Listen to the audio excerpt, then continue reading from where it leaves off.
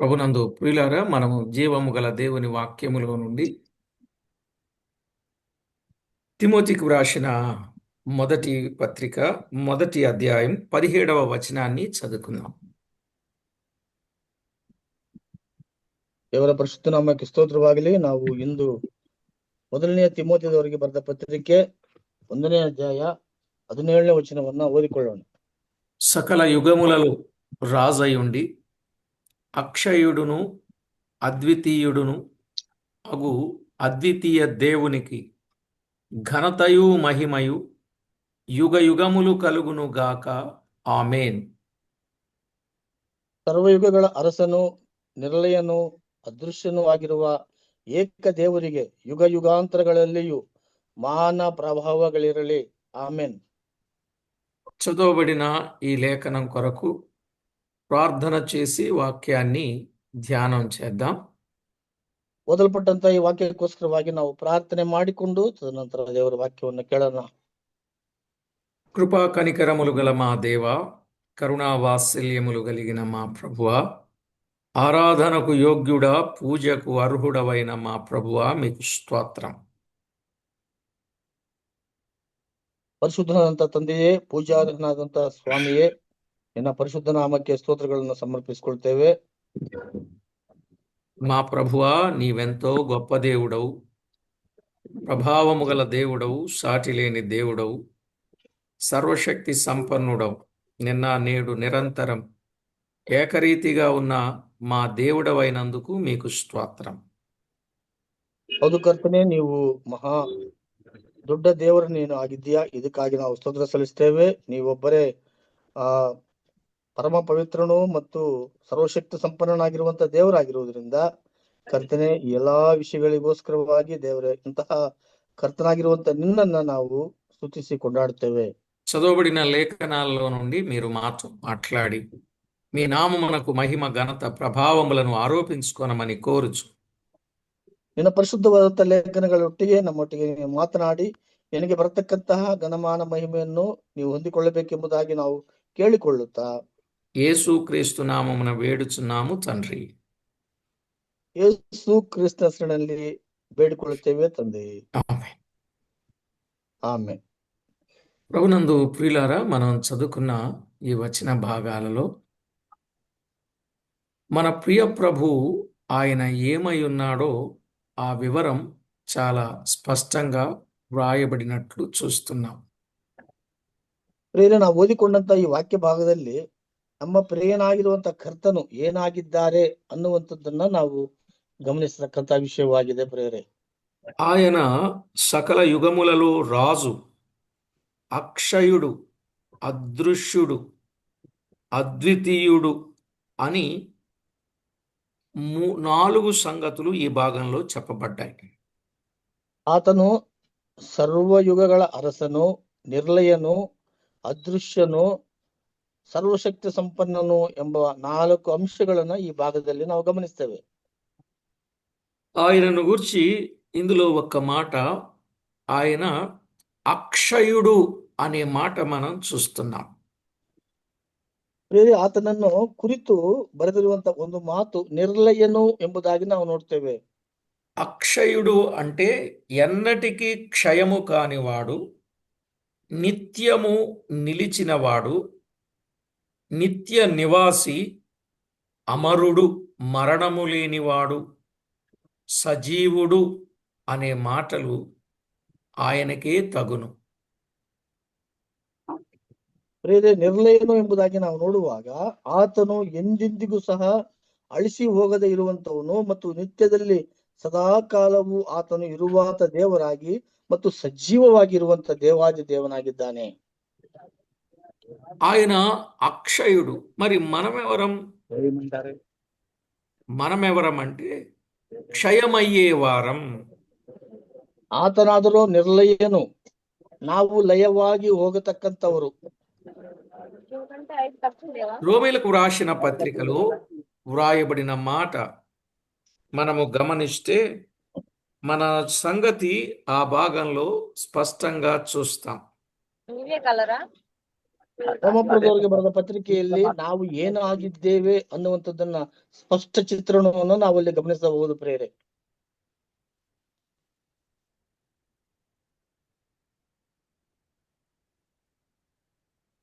రోమాపత్రిక మొదటి అధ్యాయం 23వ వచనం. ರೋಮಾಪುರದವರಿಗೆ ಬರೆದ ಪತ್ರಿಕೆ 1ನೇ ಅಧ್ಯಾಯ 23ನೇ ವಚನ. వారు అక్షయుడగు దేవుని మహిమను క్షయమగు మనుషుల యొక్కయు పక్షుల యొక్కయు చతుష్పాద జంతువుల యొక్కయు పురుగుల యొక్కయు ప్రతిమా స్వరూపముగా మార్చిరి. ఇది మన సంగతి. ಲಯವಿಲ್ಲದ ದೇವರ ಮಹಿಮೆಯನ್ನು ಬಿಟ್ಟು ಅದಕ್ಕೆ ಬದಲಾಗಿ ಲಯವಾಗುವ ಮನುಷ್ಯ, ಪಶು, ಪಕ್ಷಿ, ಸರ್ಪಾದಿಗಳ ಮೂರ್ತಿಯನ್ನು ಮಾಡಿಕೊಂಡರು ಅನ್ನುವಂಥದ್ದು ನಾವು ನೋಡ್ತೇವೆ. ಇದೇ మనుష్యన ఇరువంತಹ నైజ స్థితి. చూసారా, ఆయన అక్షయుడగు దేవుడు. మనము ఆయన మహిమను ఆయనకు ఆపాదించకుండా 4 రకాల జీవులకు, మనుషులు, పక్షులు, 4 కాళ్ళ జంతువులు, ప్రాకు పురుగులు, వీటికి మనము ఆయన మహిమను మార్చేసినోళ్ళం. ಅದು ಪ್ರೇರೆ, ಆತನಿಗೆ ಸಲ್ಲತಕ್ಕಂತಹ ಮಹಿಮೆಯನ್ನು ಸಲ್ಲಿಸದೆ ನಾವು ಮನುಷ್ಯನಿಗೆ, ಪಶುಗಳಿಗೆ, ಪಕ್ಷಿಗಳಿಗೆ, ಸರ್ಪಾದಿಗಳಿಗೆ, 4 ಕಾಲಿನ ಪ್ರಾಣಿಗಳಿಗೆ ಆ ಮಹಿಮೆಯನ್ನ, ಹುಳಗಳಿಗೆ ನಾವು ಆ ಮಹಿಮೆಯನ್ನ ಸಲ್ಲಿಸುತ್ತಿರುವಂತದ್ದನ್ನು ನಾವಿಲ್ಲಿ ಗಮನಿಸ್ತೇವೆ. అంతేకాకుండా 25లో దేవుని సత్యమును అసత్యమునకు మార్చి సృష్టికర్తకు ప్రతిగా సృష్టమును పూజించి సేవించిన దౌర్భాగ్యమైన జీవితం మనది. ಅಷ್ಟೇ ಅಲ್ಲ ಪ್ರಿಯರೇ, ನಾವು 25ನೇ ವಚನವನ್ನು ಗಮನಿಸಿದರೆ ಅವರು ಸತ್ಯ ದೇವರನ್ನು ಬಿಟ್ಟು ಅಸತ್ಯವಾದದ್ದನ್ನು ಹಿಡಿದುಕೊಂಡು ಸೃಷ್ಟಿಕರ್ತನನ್ನು ಪೂಜಿಸದೆ ಸೃಷ್ಟಿ ವಸ್ತುಗಳನ್ನೇ ಪೂಜಿಸಿ ಸೇವಿಸುವವರಾದರು ಅನ್ನುವಂಥದ್ದನ್ನ ನಾವಿಲ್ಲಿ ಗಮನಿಸ್ತೇವೆ. చూశారా, మన జీవితం ఎలా ఉందో, మన బ్రతుకు ఎలా ఉందో, మన పరిస్థితి ఎలా ఉందో మనం అర్థం చేసుకోవాలి. ನೋಡಿದ್ರ ಪ್ರೇರೆ, ನಮ್ಮ ಒಂದು ಸ್ಥಿತಿ ಯಾವ ರೀತಿಯಾಗಿ ಇದೆ ಎಂಬುದಾಗಿ ನಾವು ಗಮನಿಸ್ತೇವೆ ಪ್ರೇರೆ. ఇలాంటి స్థితి కలిగి మనము ఏమయ్యే వాళ్ళం? క్షయమైపోయే వాళ్ళం. ಅದರಿಂದ ಪ್ರೇರೆ, ಇಂತಹ ಸ್ಥಿತಿಯಲ್ಲಿದ್ದಂತ ನಾವು ಲಯವಾಗಿ ಹೋಗತಕ್ಕಂಥವರು.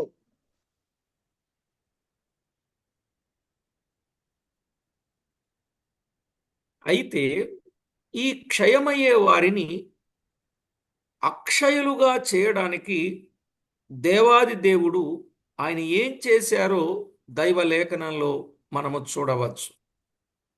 ಈ ರೀತಿಯಾಗಿ ಲಯವಾಗಿ ನಾಶವಾಗುವಂತಹ ಮನುಷ್ಯನಿಗೆ ನಾವು ಅಕ್ಷಯವಾಗಿ ಇರಲು ದೇವಾದಿ ದೇವನು ನಮ್ಮ ಪರವಾಗಿ ಏನು ಮಾಡಿದ್ದಾರೆ ಎಂಬುದಾಗಿ ನಾವು ಗಮನಿಸುವುದಾದರೆ, పేతురు రాసిన తిమోతికు రాసిన 2వ పత్రిక 1వ అధ్యాయం 10వ వచనం. ತಿಮೋತಿಯವರಿಗೆ ಬರೆದ 2ನೇ ಪತ್ರಿಕೆ 1ನೇ ಅಧ್ಯಾಯ 10ನೇ ವಚನವನ್ನು ನಾವು ಗಮನಿಸುವುದಾದರೆ, క్రీస్తు యేసును మన రక్షకుని ప్రత్యక్షత వలన బయలుపరచబడినదియునైన తన కృపను బట్టియు మనలను రక్షించి పరిశుద్ధమైన పిలుపుతో ఆయన మనలను పిలిచెను. ఆ క్రీస్తు యేసు మరణమును నిరర్ధకము చేసి జీవమును, అక్షయతను సువార్త వలన వెలుగులోనికి తెచ్చెను అన్నాడు. ತಿಮೋತಿಯವರಿಗೆ ಬರೆದ 2ನೇ ಪತ್ರಿಕೆ 1ನೇ ಅಧ್ಯಾಯ 10ನೇ ವಚನದಲ್ಲಿ ನಾವು ಈ ರೀತಿಯಾಗಿ ಓದ್ಕೊಳ್ತೇವೆ, ಆತನು ಅನಾದಿ ಕಾಲದಲ್ಲಿ ಆ ಕೃಪೆಯನ್ನು ಕ್ರಿಸ್ತ ಯೇಸುವಿನಲ್ಲಿ ನಮಗೆ ಅನುಗ್ರಹಿಸಿ ಈಗ ನಮ್ಮ ರಕ್ಷಕನಾದ ಕ್ರಿಸ್ತ ಯೇಸುವಿನ ಪ್ರತ್ಯಕ್ಷತೆಯ ಮೂಲಕ ಅದನ್ನು ಪ್ರಕಾಶಪಡಿಸಿದ್ದಾನೆ. ಈತನು ಮರಣವನ್ನು ನಿವೃತ್ತಿ ಮಾಡಿ ಸುವಾರ್ತೆಯ ಮೂಲಕ ಜೀವವನ್ನ, ನಿರ್ಲಯತ್ವವನ್ನು ಪ್ರಕಾಶಗೊಳಿಸಿದನು. చూసారా జరిగినటువంటి కార్యం? ఆయన అక్షయుడు, మనుషుడేమో ఆయన మహిమను అలాగూ మారిస్తే, ఆ దేవుడే అక్షయుడైన ఆయన క్రీస్తు యేసును రక్షకునిగా ప్రత్యక్షమయ్యి ఆయన మరణమును నిరర్ధకము చేసి జీవమును, అక్షయతను సువార్త వలన వెలుగులోనికి తెచ్చాడు. మనలను అక్షయులుగా చేయడానికి సువార్తను ఆయన మనకు తెలియజేసినట్లుగా చూస్తాం. ಹೌದು ಪ್ರಿಯರೇ, ಕ್ರಿಸ್ತ ಯೇಸು ನಾವು ಲಯವಾಗುವಂತವರಾಗಿದ್ದರೂ ಸಹ ಆತನು ಕರ್ತನಾದ ಕ್ರಿಸ್ತ ಯೇಸುವಿನ ಹಾಗೆ ಈ ಲೋಕಕ್ಕೆ ಬಂದು ಆ ಕ್ರಿಸ್ತ ಯೇಸುವಿನಲ್ಲಿ ನಮಗೆ ಅನುಗ್ರಹಿಸಿ ಈಗ ನಮ್ಮ ರಕ್ಷಕನಾದ ಕ್ರಿಸ್ತ ಯೇಸುವಿನ ಪ್ರತ್ಯಕ್ಷತೆಯ ಮೂಲಕ ಅದನ್ನ ಪ್ರಕಾಶಪಡಿಸಿದ್ದಾನೆ ಮತ್ತು ನಮಗೆ ಜೀವವನ್ನು ಅನುಗ್ರಹಿಸಿದ್ದಾನೆ ಎಂಬುದಾಗಿ ನಾವು ನೋಡ್ತೇವೆ. అక్షయుడైన ఆయన క్షయమయ్యే మనకు ఒక గొప్ప అవకాశం, సువార్త వలన అక్షయులుగా చేయబడడానికి ఒక గొప్ప అవకాశాన్ని ఆయన కలుగజేశాడు. ಹೌದು ಪ್ರಿಯರೇ, ಲಯವಾಗದವನಾಗಿರುವಂತಹ ಕರ್ತನಾದಂತ ದೇವರು ನಮಗೆ ಇಂಥ ದೊಡ್ಡ ಅವಕಾಶವನ್ನು ನಮಗೆ ಅನುಗ್ರಹಿಸಿ ನಾವು ಎಂದಿಗೂ ಲಯವಾಗದ ಹಾಗೆ ಆತನು ಸುವಾರ್ತೆಯ ಮೂಲಕ ನಮಗೆ ಇಂತಹ ಒಂದು ಕಾರ್ಯವನ್ನು ಅನುಗ್ರಹಿಸಿದ್ದಾನೆ. ಪ್ರಿಯರೇ, ప్రియులారా, దేవుడు మానవుడై రక్షకుడుగా ఈ లోకానికి వచ్చి శ్రమలు పడి రక్తాన్ని కార్చి మరణించి సమాధి చేయబడి తిరిగి లేచి ఈ సత్యాన్ని అసత్యంగా మార్చిన మనుషులమైన మనమున్నామే, మనలను ప్రేమించి మన కొరకు మరణించి తిరిగి లేచిన అక్షయుడు. ಅದು ಪ್ರಿಯರೇ, ದೇವರು ತಾನಾಗಿಯೇ ನಮಗೆ ಮಾನವನಿಗೆ ರಕ್ಷಣೆಯನ್ನು ಕೊಡುವುದಕ್ಕೋಸ್ಕರವಾಗಿ ಆತನು ಶ್ರಮೆ, ಮರಣ, ಪುನರುತ್ಥಾನಗಳನ್ನು ಹೊಂದಿದವನಾಗಿ ಸತ್ಯವಾಗಿರುವ ಆತನು ನಮ್ಮನ್ನು ಆ ಸತ್ಯವಂತರನ್ನಾಗಿ ಮಾಡುವುದಕ್ಕೋಸ್ಕರವಾಗಿ ಆತನು ಅಕ್ಷಯನಾಗಿ ನಮಗೆ ಪ್ರತ್ಯಕ್ಷನಾದನೆಂಬುದಾಗಿ ನಾವು ನೋಡ್ತೇವೆ. సువార్త వలన అక్షయతను వెలుగులోనికి తెచ్చి ఆ సువార్తను ఎవరైతే విశ్వసించారో వారు ఎవరుగా చేశారు? పేతురు రాసిన మొదటి పత్రిక 1:21. ಬೇರೆ ಸುವಾರ್ತೆಯ ಮೂಲಕ ನಶಿಸಿ ಹೋಗುವಂತ ಆತನು ನಮ್ಮನ್ನು ಆಧರಿಸಿರುವಂತಹ ಸಂಗತಿಯನ್ನು ನಾವು ಮೊದಲನೆಯ ಪೇತ್ರನ ಪತ್ರಿಕೆ పేతురు రాసిన మొదటి పత్రిక 1:21. ಪೇತ್ರನಿಗೆ ಬರೆದ ಮೊದಲನೆಯ ಪತ್ರಿಕೆ 1ನೇ ಅಧ್ಯಾಯ 21ನೇ ವಚನದಲ್ಲಿ ನಾವು ಗಮನಿಸುವುದಾದ್ರೆ, మీరు క్షయబీజము నుండి కాక శాశ్వతమగు జీవము గల దేవుని వాక్య మూలముగా అక్షయ బీజము నుండి పుట్టింపబడిన వారు గనుక అన్నాడు. ಆತನನ್ನು ಸತ್ತರೊಳಗಿಂದ ಎಬ್ಬಿಸಿದ ಆತನ ಪ್ರಭಾವವನ್ನು ಕೊಟ್ಟ ದೇವರಲ್ಲಿ ನೀವು ಆತನ ಮೂಲಕ ನಂಬಿಕೆಟ್ಟವರಾಗಿದ್ದರಷ್ಟೇ ಈಗಲಾಗಿ ನಿಮ್ಮ ನಂಬಿಕೆಯು ನಿರೀಕ್ಷೆಯು ದೇವರಲ್ಲಿಯೇ ನೆಲೆಗೊಂಡಿದೆ ಎಂಬುದಾಗಿ ನಾವು ನೋಡುತ್ತೇವೆ. శాశ్వతమగు జీవము గల దేవుని వాక్య మూలముగా అక్షయ బీజము నుండి, ఆ అక్షయ బీజమును దేవుడు మనలో సువార్త ద్వారా నాటాడు. అందువల్ల మనము దేవుని పిల్లలమయ్యాం, తిరిగి ఆయన దరికి చేరుకున్నాం. ಅಕ್ಷಯವಾಗುವಂತಹ ಈ ಒಂದು ಬೀಜವನ್ನು ನಮ್ಮಲ್ಲಿ ನೆಟ್ಟಿ ನಮ್ಮನ್ನ ಅಕ್ಷಯರಾಗಿ ಇರುವ ಹಾಗೆ ಆತನು ನಮ್ಮನ್ನು ಮಾಡಿದ್ದಾನೆ. ಪ್ರೇರೆ, ఇంత గొప్ప భాగ్యమును, ఇంత గొప్ప ధన్యతను ఆ దేవాది దేవుడు మనల్ని ప్రేమించి మనకు అనుగ్రహింప చేశాడు. ಹೌದು ಪ್ರೇರೆ, ಇಷ್ಟೊಂದು ದೊಡ್ಡ ಭಾಗ್ಯವನ್ನು ಕರ್ತನು ನಮ್ಮನ್ನು ಪ್ರೀತಿಸಿ ನಮಗೆ ಅನುಗ್ರಹಿಸಿದ್ದಾನೆ. ಪ್ರೇರೆ, ప్రియులారా, మనము జాగ్రత్తగా ఆలోచన చేస్తే, ఒకటి మన పక్షంగా సువార్తను ఆయన వెలుగులోనికి తెచ్చాడు. రెండవది, అక్షయ బీజమును మనలో నాటాడు. ಅದು ಪ್ರೇರೆ, ನಮ್ಮನ್ನು ಆತನು ಸುವಾರ್ತೆಯ ಮೂಲಕ ಬೆಳಕಿನೆಡೆಗೆ ನಮ್ಮನ್ನು ನಡೆಸಿದ್ದಾನೆ. ಎರಡನೇದಾಗಿ ನಾವು ನೋಡಿದ್ರೆ, ನಾವು ಅಕ್ಷಯವಾಗಿರುವಂತ ಬೀಜವನ್ನು ನಮ್ಮಲ್ಲಿ ನೆಟ್ಟು ನಮ್ಮನ್ನು ಆತನು ಆಧರಿಸಿದಂತ ದೇವರಾಗಿದ್ದಾನೆ.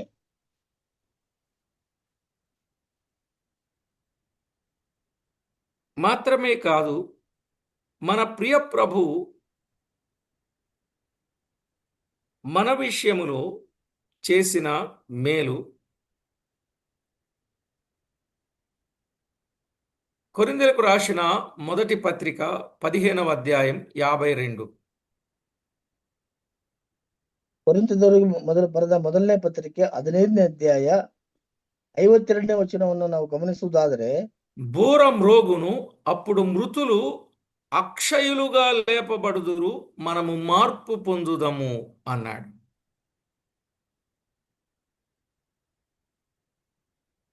ಆದರೆ ಕಡೆಯ ತುತ್ತೂರಿಯ ಧ್ವನಿಯಾಗುವಾಗ ನಾವೆಲ್ಲರೂ ಒಂದು ಕ್ಷಣದಲ್ಲೇ ರೆಪ್ಪೆ ಬಡಿಯುವಷ್ಟರೊಳಗೆ ಮಾರ್ಪಡುವೆವು. కనుక దైవలేఖనంలో చెప్పబడిన ఆ వచనం బట్టి ఈ సువార్త వలన అక్షయులుగా చేయబడిన మనుషుడు, అక్షయ బీజము నాటబడిన మనుషుడు రేపు చనిపోతే అక్షయులుగా లేపబడే భాగ్యాన్ని దేవుడిచ్చాడు. ಹೌದು ಪ್ರಿಯರೇ, ಸುವಾರ್ತೆಯ ಮೂಲಕವಾಗಿ ನಮ್ಮನ್ನು ಅಕ್ಷಯರನ್ನಾಗಿ ಮಾಡಿ ಅಕ್ಷಯ ಬೀಜವನ್ನು ನಮ್ಮಲ್ಲಿ ಬಿತ್ತಿ ನಮ್ಮನ್ನು ಈ ರೀತಿಯಾಗಿ ಆಧರಿಸಿದ್ದಾನೆ. నిజమే, ತದನಂತರವಾಗಿ ನಾವು ಒಂದು ವೇಳೆ ಈ ಲೋಕವನ್ನು ಬಿಟ್ಟು ಸತ್ತು ಹೋದ ನಂತರ ನಾವು ಅಕ್ಷಯವಾಗಿ ಎಬ್ಬಿಸಲ್ಪಡ್ತೇವೆ ಅನ್ನುವಂಥದ್ದನ್ನ ಒಂದು ದೊಡ್ಡ ನಿರೀಕ್ಷೆಯನ್ನು ಸ್ವಾಮಿ ನಮಗೆ ಅನುಗ್ರಹಿಸಿದ್ದಾನೆ.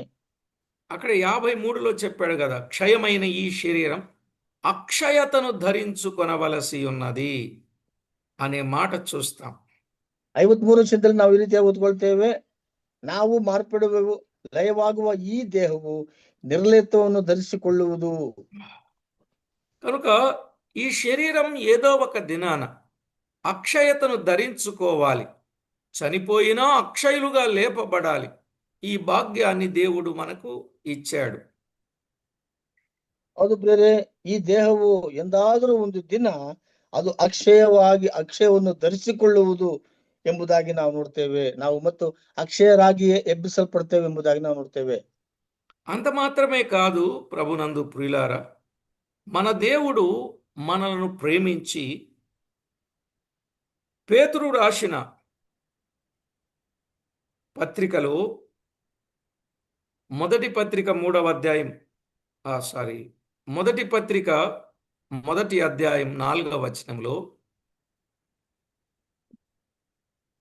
ಪೇತ್ರನಿಗೆ ಬರೆದ ಮೊದಲನೆಯ ಪತ್ರಿಕೆ 1ನೇ ಅಧ್ಯಾಯ 4ನೇ ವಚನವನ್ನು ನಾವು ಗಮನಿಸುವುದಾದರೆ, మృతుల నుండి యేసుక్రీస్తు తిరిగి లేచుట వలన జీవముతో కూడిన నిరీక్షణ మనకు కలుగునట్లు, అనగా క్షయమైనదియు నిర్మలమైనదియు వాడబారినదైన స్వాస్యం మనకు కలుగునట్లు ఆయన తన విశేష కనికరము చొప్పున మనలను మరలా జన్మింపజేశాను అన్నాడు.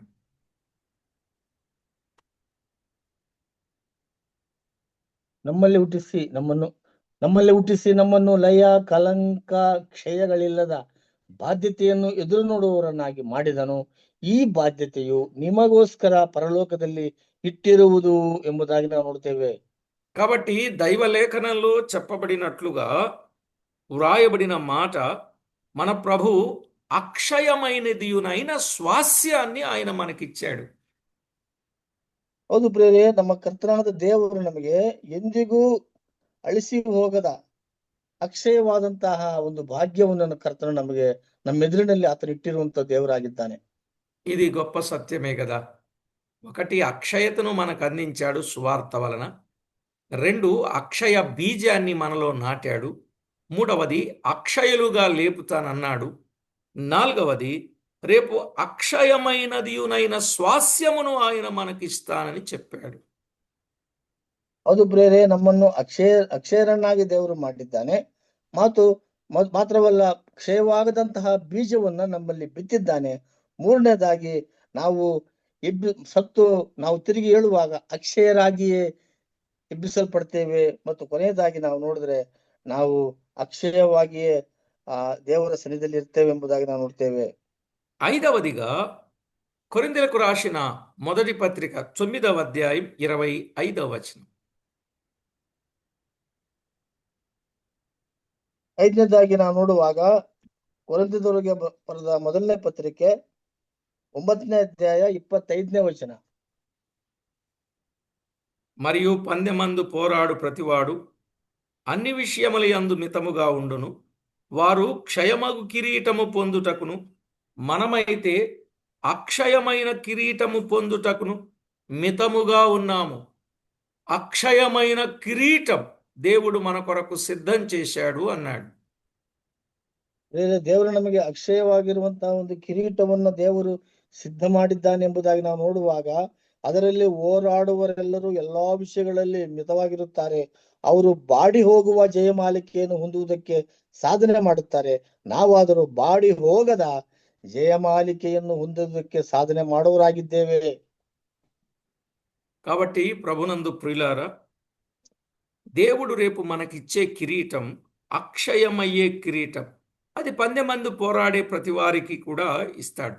ఇది వరకు క్షయమయ్యే కిరీటం కొరకే ఎంతో పోరాటాలు చేశారు. ఇది అక్షయమైన కిరీటం. ఇది ఎన్నటికీ వాడిపోయే కిరీటం కాదు. అక్కడ వాడబారని కిరీటం అన్నాడు, ఇక్కడ అక్షయ కిరీటము అని చెప్పాడు.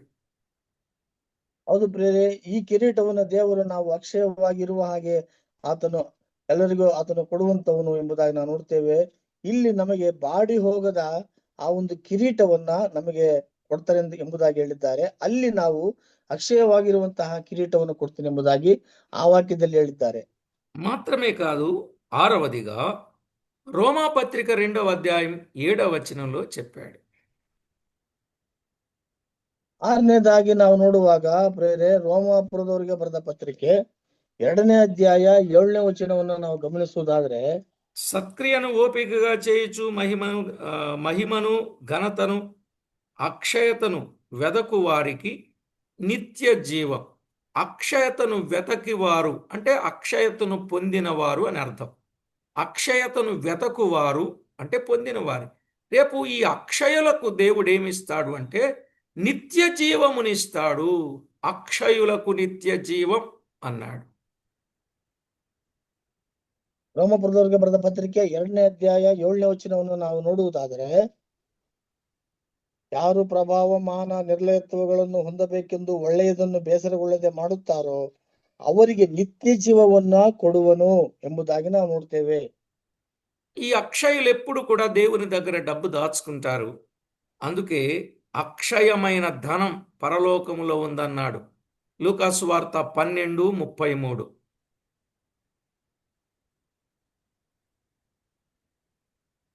ಅದರಿಂದ ಪ್ರಿಯರೇ, ಅಕ್ಷಯವಾಗುವಂತಹ ಹಣವು ಎಲ್ಲಿದೆ ಎಂಬುದಾಗಿ ನೋಡುವಾಗ ಲೂಕನಿಗೆ ಬರೆದ ಪತ್ರಿಕೆ 12ನೇ ಅಧ್ಯಾಯ 33ನೇ ವಚನದಲ್ಲಿ ನಾವು ಗಮನಿಸ್ತೇವೆ.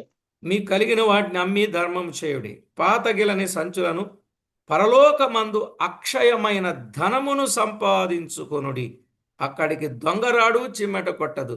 అక్షయమైన ధనాన్ని మనకిస్తాడు. ನಿಮಗಿರುವುದನ್ನು ಮಾರಿಬಿಟ್ಟು ದಾನ ಕೊಡಿರಿ. ಹಳೆಯವಾಗದಂತ ಅಮ್ಮಿಣಿಗಳನ್ನು ಮಾಡಿಕೊಂಡು ಪರಲೋಕದಲ್ಲಿ ಲಯವಾಗದ ದ್ರವ್ಯವನ್ನು ಇಟ್ಟುಕೊಳ್ಳಿರಿ. ಅಲ್ಲಿ ಕಳ್ಳನು ಸಮೀಪಕ್ಕೆ ಬರುವುದಿಲ್ಲ, ಅದು ನುಸಿ ಹಿಡಿದು నాశవాగుವುದಿಲ್ಲ. కాబట్టి ప్రభునందు ప్రియులారా, ఆయన యొక్క గొప్పతనాన్ని మనము జ్ఞాపకం చేసుకున్నప్పుడు ఆయన అక్షయుడు, మనము క్షయమయ్యే వారం. ఆయన మహిమను కూడా క్షయమయ్యే వాటికి ఆపాదించిన వారు.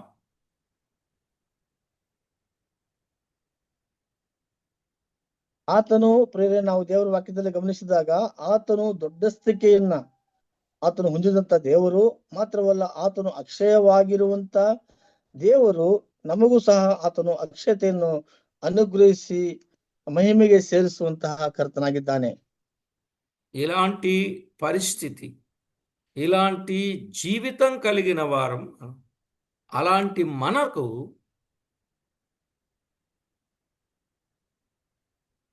ಇಂತಹ ಪರಿಸ್ಥಿತಿಯಲ್ಲಿ ಇಂತಹ ಜೀವಿತವನ್ನು ಹೊಂದಿರುವಂತ ನಮಗೆ అక్షయమైన సువార్తను వెలుగులోనికి తెచ్చాడు. సువార్త వలన అక్షయతను వెలుగులోనికి తెచ్చాడు. అందుకే అక్షయమైన సువార్తను అందించాడు. ಹೌದು ಪ್ರೇರೆ, ಈ ರೀತಿಯಾಗಿ ಸುವಾರ್ತೆಯನ್ನು ಅಕ್ಷತೆ ಎಂಬ ಸುವಾರ್ತೆಯನ್ನು ಆತನು ಬೆಳಕಿಗೆ ತಂದಿದ್ದಾನೆ. ಇದರ రెండవది ಮೂಲಕವಾಗಿ ಎಲ್ಲರೂ అక్షయ బీజం మనలో నాటాడు. ಅಕ್ಷಯವಾಗುವಂತಹ ಬೀಜವನ್ನು ನಮ್ಮಲ್ಲಿ ನೆಟ್ಟಿದ್ದಾನೆ. మూడవది అక్షయులుగా లేపాడు. ಮೂರನೇದಾಗಿ ನಮ್ಮನ್ನ ಅಕ್ಷಯರನ್ನಾಗಿ ಅಂದ್ರೆ ಕ್ಷಯವಾಗದೆ ನಾವು ಮಹಿಮೆಯಲ್ಲಿ ಎಬ್ಬಿಸಲ್ಪಡುವ ಹಾಗೆ ದೇವರು ಮಾಡಿದ್ದಾನೆ. ఇలాగున మనం ఆలోచన చేసినప్పుడు ఆయన మనలను అక్షయులుగా చేసి అక్షయమైన స్వాస్యమును మనకిచ్చాడు. ಈ ರೀತಿಯಾಗಿ ನಮಗೆ ಅಕ್ಷಯರನ್ನಾಗಿ ಮಾಡಿ ಆತನು ಅಕ್ಷಯತೆಯಲ್ಲಿ ನಾವು ಇರುವ ಹಾಗೆ ಪರಲೋಕದ ಸ್ವಾಸ್ಥ್ಯವನ್ನು ಆ ಒಂದು ಆಸ್ತಿಯನ್ನ ದೇವರು ನಮಗೆ ಅನುಗ್ರಹಿಸಿದ್ದಾನೆ. అక్షయమైన కిరీటమును ఇచ్చాడు. ಅಕ್ಷಯವಾಗಿರುವಂತಹ ಒಂದು ಕಿರೀಟವನ್ನು ಕೊಟ್ಟಿದ್ದಾನೆ. అక్షయమైన ధనాన్ని కూడా మనకు సిద్ధం చేశాడు. ಅಕ್ಷಯವಾಗಿರುವಂತಹ ನಿಧಿಯನ್ನು ಸಹ ದೇವರು ನಮಗೆ ಅನುಗ್ರಹಿಸಿಕೊಟ್ಟಿದ್ದಾನೆ. మరి ఇన్ని మన కొరకు సిద్ధం చేసిన దేవుని విషయంలో ఇప్పుడు మనం ఎలాగున ఆయనను ఆరాధన చేయాలి, ఆయనను జ్ఞాపకం చేసుకోవాలి.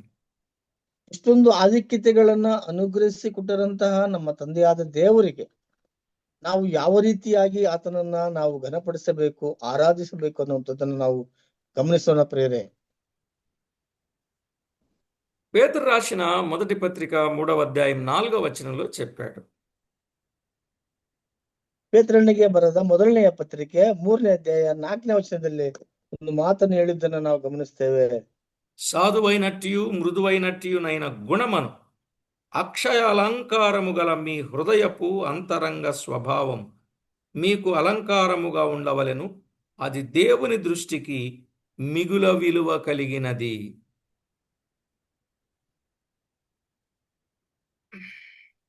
ಈ ಮೊದಲಾದ ಹೊರಗಿನ ಶೃಂಗಾರವೇ ನಿಮ್ಮ ಅಲಂಕಾರವಾಗಿರಬಾರದು, ಸಾತ್ವಿಕವಾದ ಶಾಂತ ಮನಸ್ಸೆಂಬ ಒಳಗಣ ಭೂಷಣವೇ ನಿಮ್ಮ ಅಲಂಕಾರವಾಗಿರಲಿ, ಇದು ಶಾಶ್ವತವಾದದ್ದು, ದೇವರ ದೃಷ್ಟಿಗೆ ಬಹು ಬೆಲೆಯುಳ್ಳದ್ದು ಆಗಿದೆ.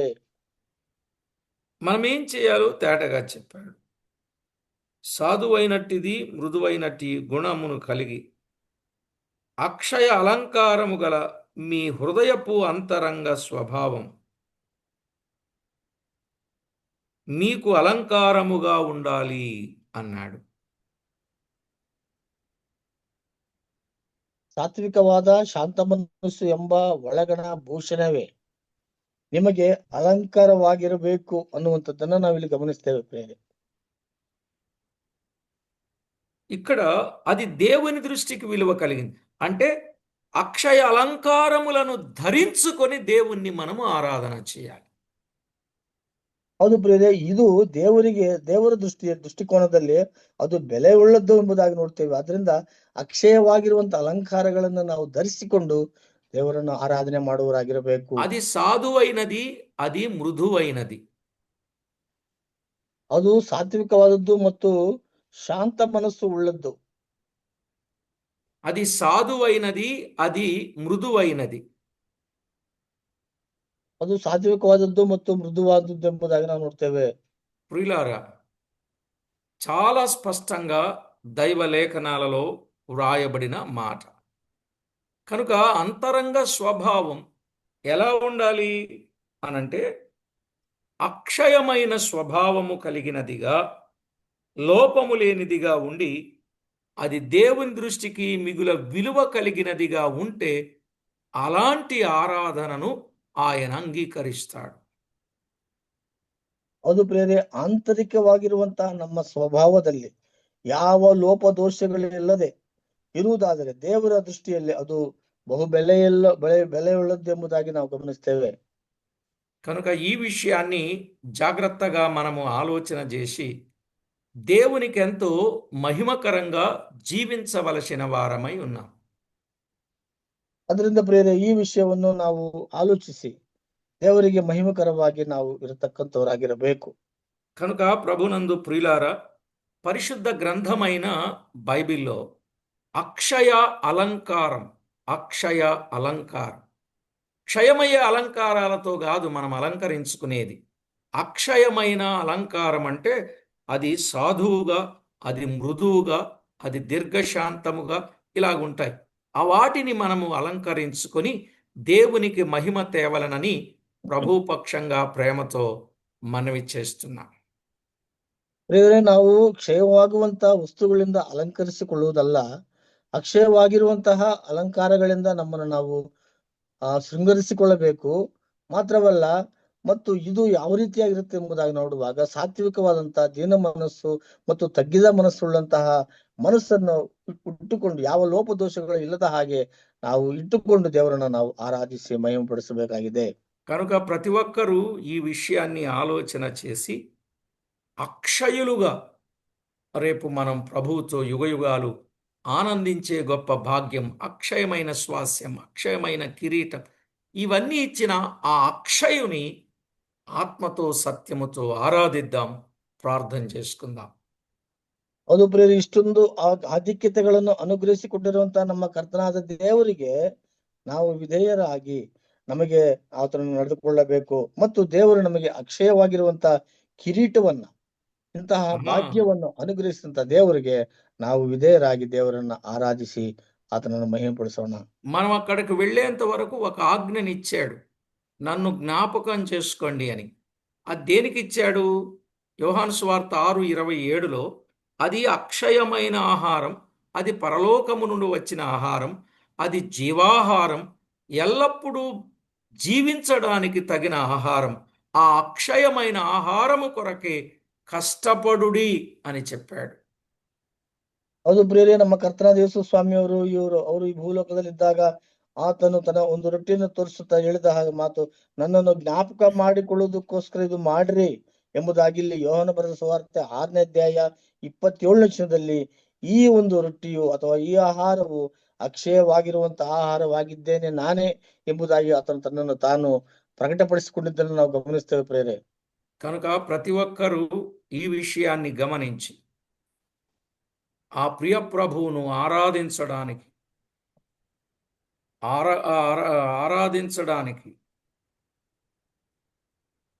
ఆత్మతో సత్యముతో ఆరాధించడానికి ఈ సంగతులన్నింటినీ జ్ఞాపకం చేసుకుని ఆయనను ఘనపరచవలసిన వారమై ఉన్నాం. ಅದು ಪ್ರಿಯರೇ, ಎಲ್ಲಾ ವಿಷಯಗಳನ್ನು ಮನಸ್ಸಿನಲ್ಲಿಟ್ಟುಕೊಂಡು ಇಂತಹ ಅಕ್ಷಯವಾಗಿರುವಂತಹ ಒಂದು ಭಾಗ್ಯವನ್ನು ನಮಗೆ ದಯಪಾಲಿಸಲಿಕ್ಕಿರುವಂತಹ ದೇವಾದಿ ದೇವನನ್ನು ಆತ್ಮೀಯ ರೀತಿಯಲ್ಲಿ ಸತ್ಯಕ್ಕೆ ತಕ್ಕ ಹಾಗೆ ಆತನನ್ನು ನಾವು ಆರಾಧಿಸವರಾಗಿರಬೇಕಾಗಿದೆ.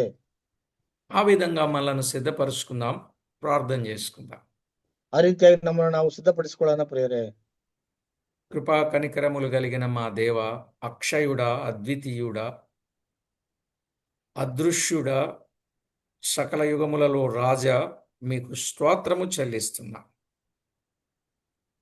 ಪರಿಶುದ್ಧನಾದಂತ ನಮ್ಮ ಸ್ವರ್ಗೀಯ ತಂದೆಯ ದೇವರೇ, ನೀನು ಅಕ್ಷಯನಾಗಿರುವಂತ ದೇವರು, ಯುಗ ಯುಗಗಳಲ್ಲಿ ವಾಗಿರುವಂತ ದೇವರು, ಮಹಿಮೆಯುಳ್ಳ ಕರ್ತನಾಗಿರುವುದಕ್ಕಾಗಿ ದೇವರೇ ನಾವು ನಿನ್ನನ್ನು ಕೊಂಡಾಡ್ತೇವೆ.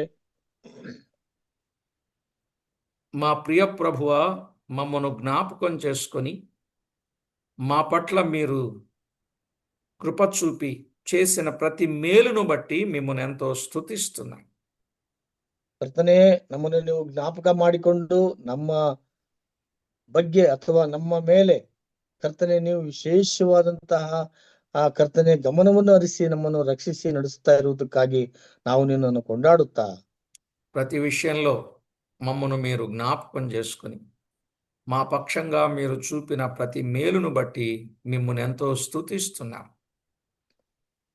ನಮ್ಮ ಮೇಲೆ ಎಲ್ಲಾ ವಿಷಯಗಳಲ್ಲಿ ನಮ್ಮನ್ನು ಜ್ಞಾಪಕ ಮಾಡಿಕೊಂಡು ನಮ್ಮನ್ನು ನೀವು ಆಧರಿಸಿ ನಡೆಸುತ್ತಿರುವುದಕ್ಕಾಗಿ ನಿಮಗೆ ನಾವು ಸ್ತುತಿ ಸ್ತೋತ್ರಗಳನ್ನು ಸಮರ್ಪಿಸಿಕೊಳ್ಳುತ್ತಾ విన్న విషయాలు అందరి హృదయాలలో ముద్రింపచేసి మీకు అనుకూలులు అక్షయులుగా జీవించడానికి సిద్ధపరచమని కోరుచు. ಕೇಳಿದಂತ ಎಲ್ಲಾ ವಿಷಯಗಳನ್ನು ಎಲ್ಲರ ಹೃದಯಗಳಲ್ಲಿ ಮುದ್ರಿಸಿ ನಿನಗೆ ಕರ್ತನೆ ಯೋಗ್ಯರಾಗಿ ಜೀವಿಸ್ಲಿಕ್ಕಾಗುವಂತೆ ಅಕ್ಷಯನಾಗಿರುವಂತ ನಿನ್ನನ್ನ ಅವರು ಗಮನಿಸಿ ನಡೆದುಕೊಳ್ಳುವಂತೆ ಸಹಾಯ ಮಾಡಬೇಕೆಂಬುದಾಗಿ ಕೇಳಿಕೊಳ್ಳುತ್ತಾ మా ప్రభువు రక్షకుడునైన యేసు క్రీస్తు అమూల్యమైన నామమున స్తుతించి ప్రార్థించి వినులమై వేడుచున్నాము తండ్రి. ಆಮೆನ್. ನಮ್ಮ ರಕ್ಷಕನ ಒಡೆಯನು ಕಾರ್ಯಕರ್ತನಾಗಿರುವಂತಹ ಕ್ರಿಸ್ತ ಯೇಸುವಿನ ಹೆಸರಿನಲ್ಲಿ ಸ್ತುತಿಸಿ ಪ್ರಾರ್ಥಿಸಿ ಬೇಡಿ ಹೊಂದಿಕೊಳ್ಳುತ್ತೇವೆ ತಂದೆಯೇ. ಆಮೆನ್. ಆಮೆನ್. ಆಮೆನ್. అన్న ఫస్ట్ రెఫరెన్స్ చెప్పండి.